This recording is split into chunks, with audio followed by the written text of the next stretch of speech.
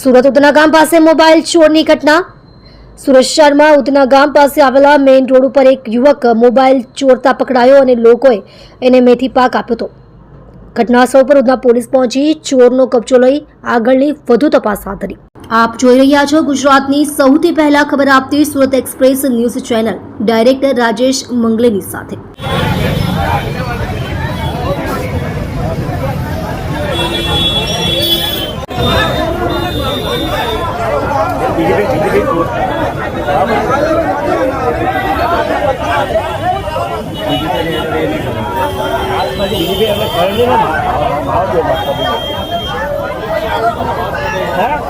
हाँ एक मिनट पहले कि पुलिस स्टेशन आपको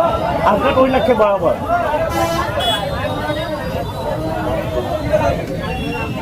एरिया कौन सा जगह एरिया पड़ेगी सब साइड वाले उन पटे में जगह कोई भी हो काम क्या करता है तो चोरी करता है मोबाइल कहाँ जा रहा वो क्या इधर देखने क्या नाम तेरा नाम क्या अफजल ने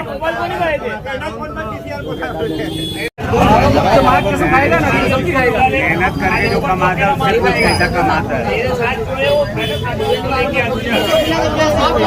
देखना जाता इधर से दो लोग भाग क्यों गए तेरे साथ में से पत्थर भी मारा उसकी बिहारी